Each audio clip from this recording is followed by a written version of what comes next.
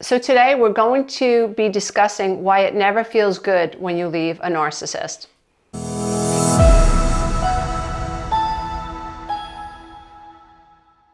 Thanks for joining me. My name is Lisa A. Romano, and I am someone on a mission to help awaken people to their personal power.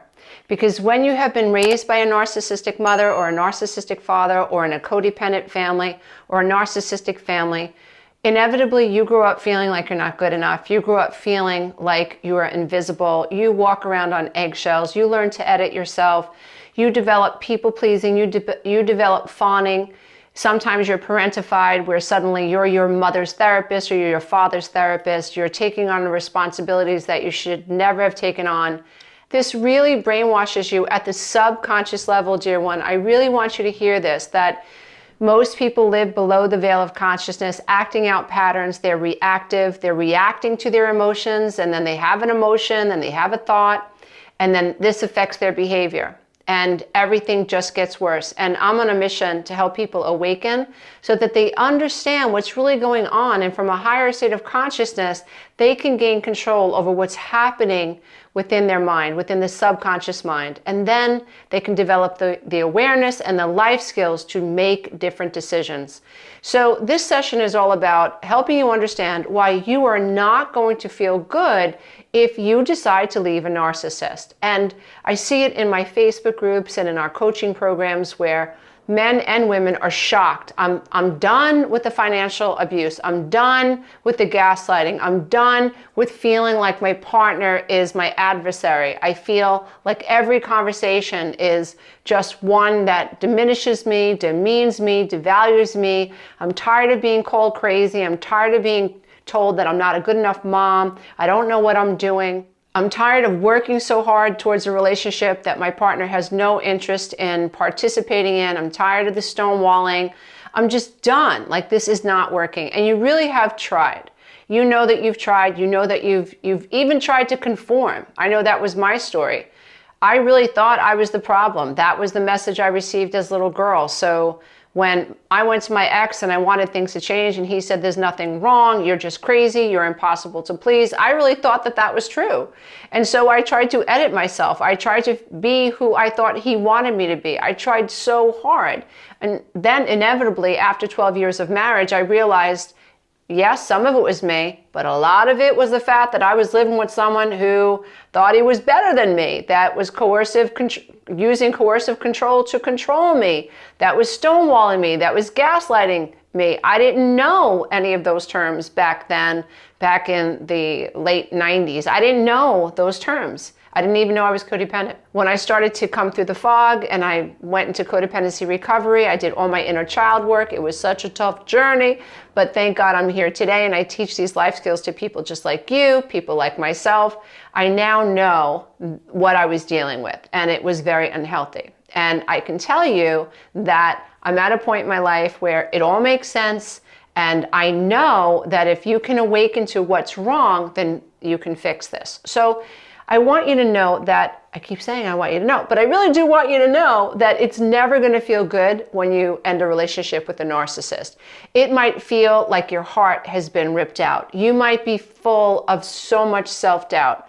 You might be full of so much cognitive dissonance. You might be so full of terror when you're packing your suitcase or when the for sale sign goes on the lawn, because you know that everything is about to change. So let me help you understand the chemical, biological, physiological, neurological reasons for why this is true and why you should not freak out that you're not doing an Irish jig because you decided to leave a narcissist. What was really helpful for me when I began to heal was understanding how the brain actually works.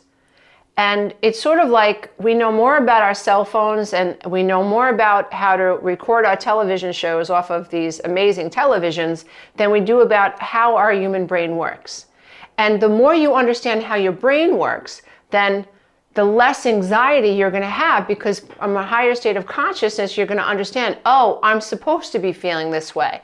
This is normal. What most people do, because they're below the veil of consciousness and they don't know it, they have a frightening emotion and they sense it, and then they're psychological self, their psyche, goes right into thinking about this feeling, which only makes them feel more anxious, which only triggers your limbic system, which only triggers your nervous system. So now you're feeling all sorts of tension.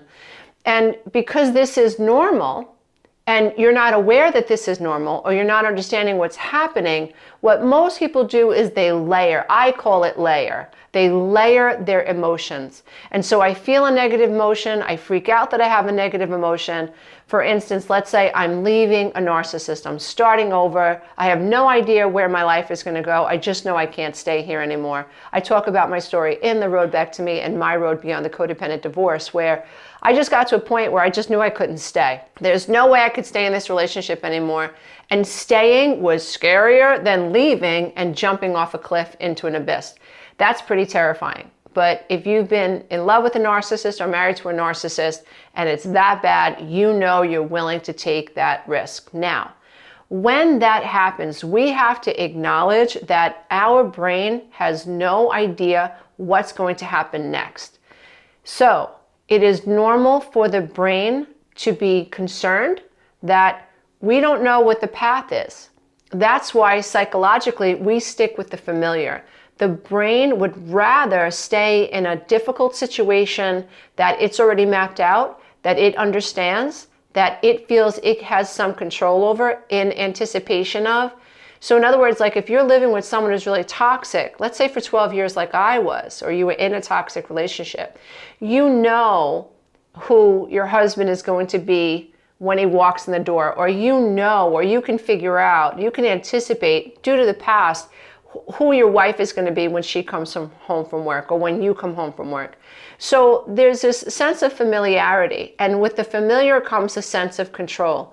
Even though you know something negative might be happening, because it's familiar, you would prefer that, or your brain would prefer that, your ego would prefer that, than the unfamiliar. How many of us have stayed in toxic relationships because we knew if we called 911, and we knew if we went to court, we knew if we asked for a divorce that it might get worse? I know that that was my situation for years. I was so afraid of making those steps because I didn't know who he was going to be once I let him know, you don't have control over me anymore. So how many of us stay in this controlling, toxic, codependent, narcissistic dance because on some level we know that the minute we step out of that controlling dance, that things might get worse. So we settle for this horribly coercive, controlling relationship because on some level we fear the unknown more.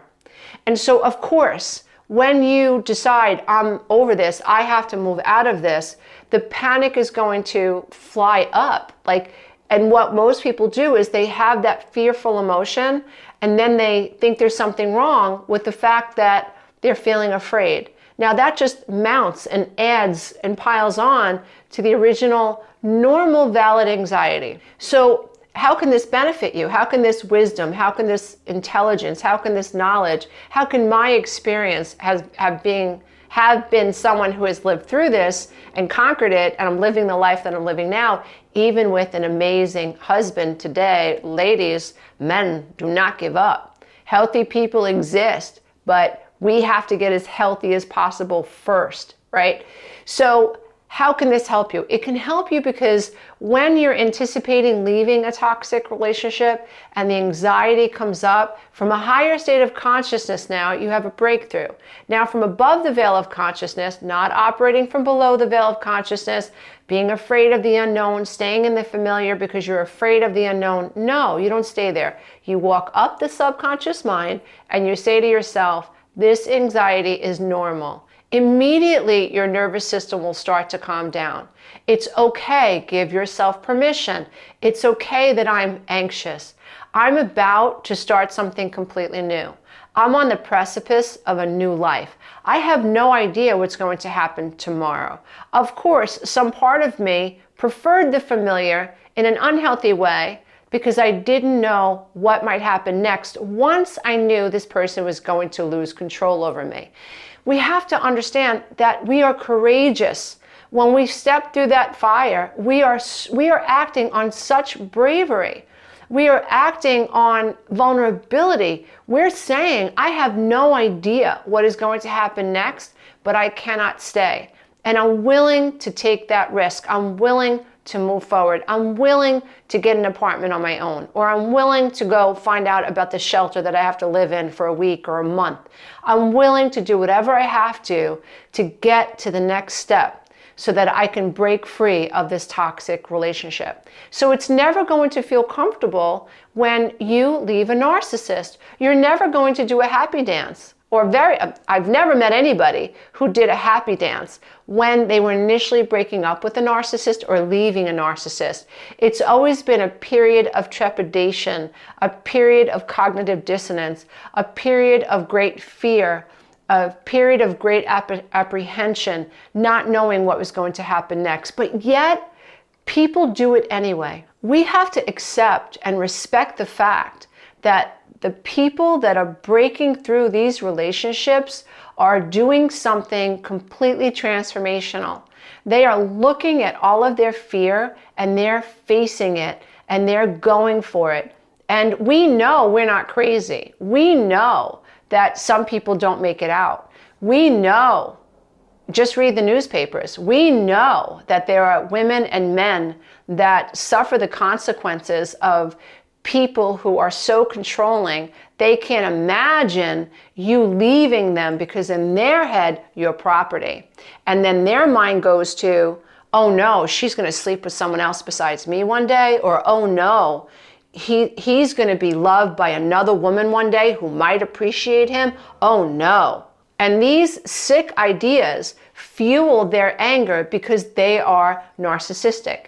And the idea that you are an autonomous human being and you are daring to step out of and off of the stage that they're offering you, one that does not fulfill you, one that holds you back, one that has been meant to crush you and keep you small, one that has set you up to be someone else's whipping boy. How dare you want to escape that drama?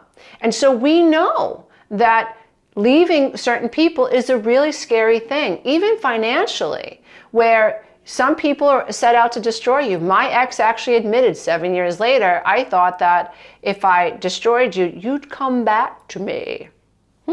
Pray tell, really.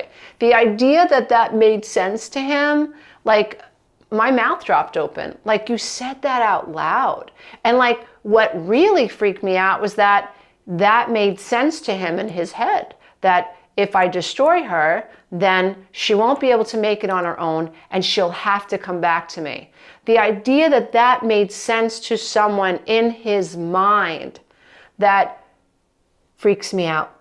And having worked through it, it still freaks me out. You can hear that like my flow of consciousness is like interrupted because it just doesn't make sense. That's the other thing, that if you're a victim of this, and people ask you why you're leaving this person, you might find that you don't have the words because your mind has been turned into mashed potatoes.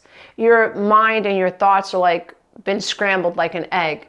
And so it's difficult for you to formulate the words and to string them together to make someone understand your cognitive dissonance. You have to remember that you have been conditioned emotionally, verbally, and psychologically to think that your thoughts are invalid, to think that your needs are wrong, to think that you're too much, to think that you're a drama queen, to think that there's just something up with you, like you just don't get it. And you oftentimes don't realize that you have been conditioned to sort of like walk around and dance around on hot coals, trying to appear like you don't have all this anxiety because you don't want to be ridiculed by someone who is narcissistic or a spouse that's toxic. And so it's going to take some time for you to process that and gain a better footing of yourself. And that's part of one of the major things that I love about life coaching in this niche, is to help someone who has been through this gain their footing, teach them about the dynamics of narcissism, codependency, teach them about how their mind has been arrested by cognitive dissonance, and empower them to live above the veil of consciousness so that they can observe their situation from a higher state of consciousness, from an empowered state, understanding that their emotions are normal, that their fear is normal and it's valid, and then encouraging them with the life skills and the mental toughness skills that allows them to walk towards their dream reality anyway.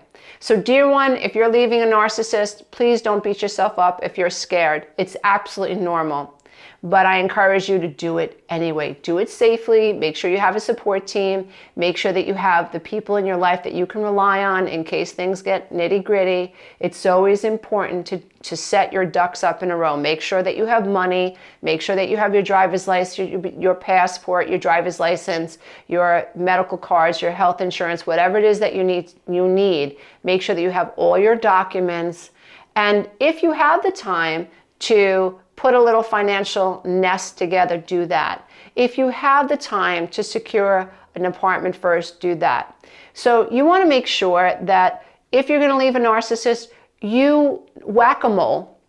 What I mean by that is that you make a conscious list of all the experiences that you have to walk through in the future that might be anxiety provoking, and one by one, you knock them off the list. And shutty. You don't have to tell anybody, especially the narcissist that you're leaving, what you're doing or what you're planning. You don't have to tell anybody. When I knew I was going to leave my ex-husband, I did not tell him that in the middle of the night, I was working towards getting 3 certifications. One as a fitness trainer for the youth, one as a fitness trainer for older adults, senior citizens, and one as a sports nutritionist. I told no one. In the middle of the night, when everybody was sleeping, Lisa was getting certified. I was setting myself up for my future reality. I knew I was going to have to rely on myself. I knew I was going to have to take care of my kids, but I never told anyone. I never told him when I found a house. I never told him when I put a binder down on the house. I never told him when I was making the plans with the mover. I never said anything. And so he was completely shocked when he realized that I had a job, that I had a house, that I had movers set up, and then I had a real estate attorney ready to bring this to the table so we could rock and roll and get this done. So I hope this has encouraged you. Dear one, it's okay to be afraid. Embrace it. It means you're courageous, and it means that your future life is right outside the other door. Now, will that be an easy transition? No, my transition wasn't easy, but I'm telling you, if you never give up, I promise you, your life is going to unfold like this beautiful rose with a new petal each and every day. And even though you might get knocked down, which I did, you may even attract another narcissist or 2 or 3 or 4, like I did. If your intention is to heal and to recover, especially the subconscious programming that may or may not have caused you to attract this person in the first place or keep you stuck, if that's your intention, I promise you, give yourself 5 years, 10 years, 15, 20 years. It's 20 years that I'm on this journey, at least, maybe even, no, it's 25 years that I'm on this journey, at least consciously. I promise you that your future life is going to be so amazing, and it's going to be full of so many miracles that when you look back on your life, you'll be full of absolute gratitude and awe of the strength of your spirit. And I hope this has been helpful. And I'm so grateful that you allow me into your heart and you allow me into your mind as you approach these new changes and these periods of transformation in your life. Namaste. Until next time, bye for now. Hey, if you love this content, don't forget to check out the next video, and you can go to my website and take the codependency quiz.